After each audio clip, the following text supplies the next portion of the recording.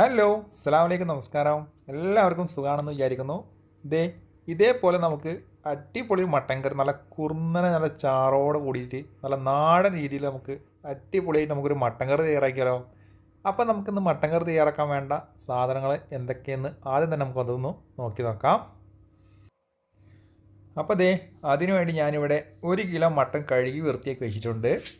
അതേപോലെ തന്നെ ഒരു 2 വലിയ സവാള, അതുപോലെ ഒരു 2 പീസ് തക്കാളി, പിന്നെ ഇഞ്ചി വെളുത്തുള്ളി പേസ്റ്റ് ആക്കിയതും, പിന്നെ ഒരു 2 തണ്ട് കറിവേപ്പിലയും, പിന്നെ ഒരു 4 പച്ചമുളകും അരിഞ്ഞു വെച്ചിട്ടുണ്ട്. ഇനി നമുക്ക് ആദ്യം തന്നെ ഇതേപോലെ ഒരു കുക്കറിലേക്ക് നമ്മൾ കഴുകി വൃത്തിയാക്കിച്ച മട്ടൺ മുഴുവനായിട്ട് ചേർത്ത് കൊടുക്കാം.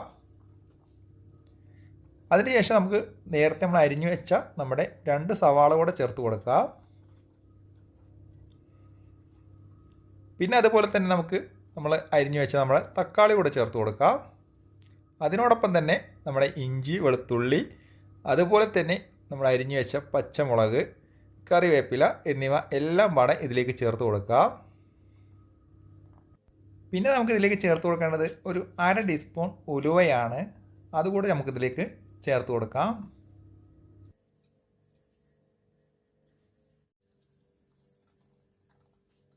ഇനി നമുക്കിതിലേക്ക് വേണ്ട മസാലപ്പൊടികൾ ചേർത്ത് കൊടുക്കാം. ആദ്യം തന്നെ ഒരു 1/2 ടീസ്പൂൺ മഞ്ഞൾപ്പൊടിയും, അതുപോലെ 1 ടീസ്പൂൺ മല്ലിപ്പൊടിയും, പിന്നെ 1 ടീസ്പൂൺ മുളക് പൊടിയും, പിന്നെ അതുപോലെ തന്നെ 1 ടീസ്പൂൺ കുരുമുളക് പൊടിയും, പിന്നെ ഒരു 1/2 ടീസ്പൂൺ ഇറച്ചി മസാല അതല്ലെങ്കിൽ ഗരം മസാലപ്പൊടിയും ചേർത്ത് കൊടുത്താലും മതി.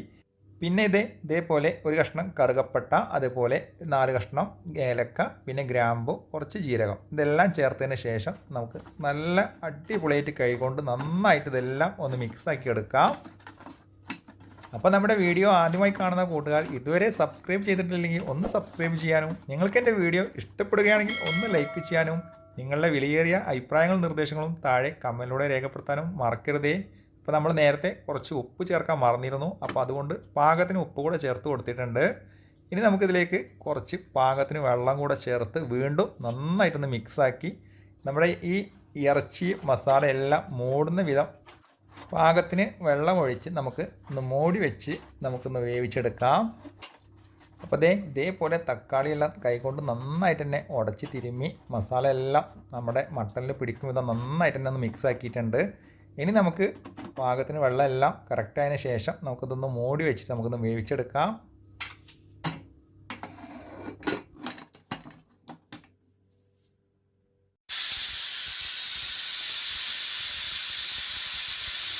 അപ്പം നമ്മുടെ കുക്കർ ഏകദേശം 2 വിസിൽ അടിച്ചിട്ടുണ്ട്. ഇനി നമുക്കൊന്ന് തുറന്ന് നോക്കാം.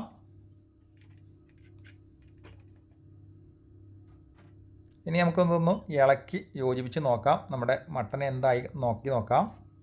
ഇപ്പോൾ ഏകദേശം നമ്മുടെ മട്ടൻ കറി ഏകദേശം ഒരു 80% വെന്ത് കിട്ടിയിട്ടുണ്ട്. ഇനി നമുക്ക് ഇതേപോലെ മൂടി തുറന്ന് വെച്ചിട്ട് നമുക്ക് ഈ കാണുന്ന വെള്ളം ഒന്ന് വറ്റിച്ചെടുക്കാം. ഇപ്പോൾ ഒരു 10 മിനിറ്റോളം നമ്മൾ വീണ്ടും മൂടി തുറന്ന് വെച്ച് നന്നായിട്ടൊന്ന് വേവിച്ചപ്പോൾ നമ്മുടെ മട്ടൻ നന്നായിട്ടൊന്ന് വെന്ത് കിട്ടിയിട്ടുണ്ട്. നമ്മുടെ കറിയിലെ വെള്ളമെല്ലാം ഒന്ന് വറ്റി നല്ല കുറുകിയ ചാറോടെ നമ്മുടെ മട്ടൻ കറി ഇവിടെ ഏകദേശം റെഡിയായി കഴിഞ്ഞു. അപ്പോൾ ഇനി നമുക്ക് നേരെ നല്ല അടിച്ച നല്ല ചൂടുള്ള പൊറോട്ടക്കോ അതല്ലെങ്കിൽ നല്ല പുട്ട് അല്ലെങ്കിൽ നല്ല ചോറ്, ഇതിലേക്കെല്ലാം അടിപൊളി കോമ്പിനേഷനാണ്. അപ്പോൾ എല്ലാവരും ട്രൈ ചെയ്ത് നോക്കുക. അപ്പോൾ ഇന്നത്തെ വീഡിയോ എല്ലാവർക്കും ഇഷ്ടപ്പെടുമെന്ന് വിചാരിക്കുന്നു. അപ്പോൾ എല്ലാവരും ട്രൈ ചെയ്ത് നോക്കിയിട്ട് നമ്മളെ അഭിപ്രായങ്ങളെല്ലാം താഴെ കമൻറ്റിലൂടെ രേഖപ്പെടുത്തുക. ആദ്യമായി കാണുന്ന എല്ലാ കൂട്ടുകാരും ഒന്ന് സബ്സ്ക്രൈബ് ചെയ്ത് സപ്പോർട്ട് ചെയ്യുക. അപ്പോൾ ഇനിയും നല്ല നല്ല വീഡിയോകളുമായിട്ട് നിങ്ങളുടെ മുന്നിലേക്ക് എത്തും വരേക്കും എല്ലാവരോടും സ്നേഹം മാത്രം. അപ്പോൾ അതുവരേക്കും അസ്സലാമു അലൈക്കും, ബൈ ബൈ.